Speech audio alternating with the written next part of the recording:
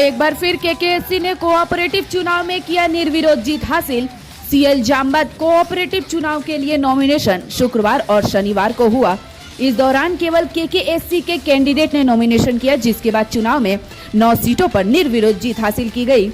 जीत के बाद सभी ने एक दूसरे को गुलाल लगाकर जीत की खुशियां मनाई और सभी कैंडिडेट को माला पहनाकर उन्हें जीत की बधाई दी। इस मौके पर बौला ग्राम पंचायत के उप प्रधान वीर बहादुर सिंह ने कहा कि आज केकेएससी कोऑपरेटिव चुनाव में 9 सीटों पर निर्विरोध जीत हासिल किया गया है। उन्होंने कहा कि यह ममता बनर्जी के विश्वास और उम्मीद की जीत है और आने वाले सभी चुनावों में तृणमूल कांग्रेस इसी तरह से जीत हासिल करेगी।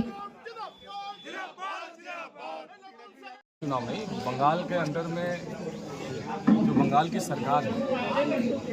और महामाटी मनुष्य की सरकार और तृणमूल कांग्रेस का जो काम है, ये काम को सामने रखकर हर निर्वाचन में पूरे पश्चिम बंगाल में सब निर्वाचन में अब कालीगंज का जो बाई इलेक्शन हो रहा है विधानसभा का, वहाँ भी तृणमूल कांग्रेस भारी मतों से जीतेगा। और कहीं कहीं देख रहे हैं कि हम लोग का कोऑपरेटिव का इलेक्शन हो रहा है या और डिपार्टमेंट के इलेक्शन, सब इलेक्शन में तृणमूल कांग्रेस का समर्थन यहाँ के जनगण को मिल रहा है, यहाँ के साधारण जनता को मिल रहा है। आज भी सीएल जामबाद कोऑपरेटिव सोसाइटी का इलेक्शन था। इलेक्शन का प्रक्रिया कल से ही चल रहा था और यहाँ पे सबको हम लोग शांति रूप से सबको लेके हम लोग का निर्वाचन का काम यहाँ पे चल रहा था और सभी लोगों ने मिलकर निर्वाचन का काम किया। और यहाँ पे 2 दिन से कल भी नॉमिनेशन का टाइम था, आज भी नॉमिनेशन का टाइम था लगभग 1:30 बजे तक, लेकिन अभी 2 बजे तक देख रहे हैं कि यहाँ पे कोई भी निर्वाचन अदर यूनियन या और कोई लोग यहाँ पर निर्वाचन उठाने या निर्वाचन नॉमिनेशन जमा करने के लिए कोई नहीं आए। तो अल्टीमेटली आज के दिन में हम लोग खड़ा होकर महामाटी मनुष्य के समर्थन में, तृणमूल कांग्रेस के समर्थन में जो काम कर रहे हैं, वो काम का नज़ारा सीएल जामबाद कोऑपरेटिव सोसाइटी के अंदर भी देखने को हम लोग मिला। क्योंकि मजदूरों के साथ में, कोयला खदान के मजदूरों के साथ में जो केंद्र में बैठी हुई सरकार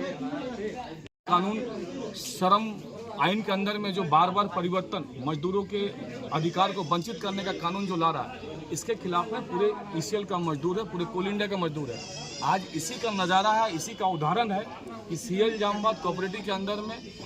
मजदूरों का हक में,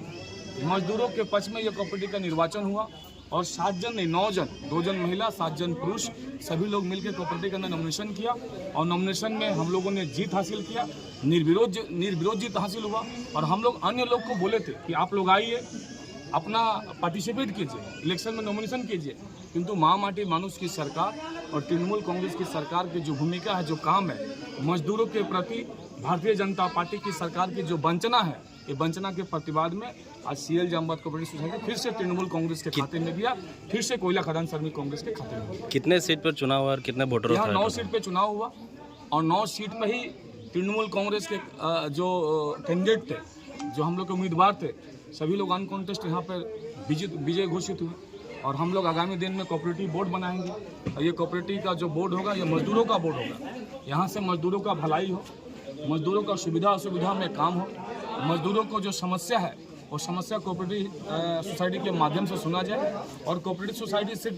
लोन का प्रक्रिया या लोन मजदूर को देना नहीं, कोऑपरेटिव सोसाइटी का इसके अलावा भी सामाजिक काम है। तो हम आशा लगाएंगे कि जो नए बोर्ड के सदस्य हैं, जो लोग डायरेक्टर बनेंगे, जो लोग पदाधिकारी बनेंगे, ये लोग से अनुरोध है कि सिदुली और सीएल जामबाद जो कोऑपरेटिव सोसाइटी, इसमें आप लोग सामाजिक काम भी कीजिएगा। जहाँ भी आप लोग हम लोग खोजिएगा, जहाँ भी तृणमूल कांग्रेस को खोजिएगा, आप लोग के साथ खड़ा होकर हम लोग कंधा से कंधा मिला के हम लोग एक साथ मिलकर काम करेंगे। लक्ष्य यही है कि बंगाल के अंदर में महामाटी मनुष्य को मजबूत करना, बंगाल के अंदर में ममता बनर्जी को मजबूत करना।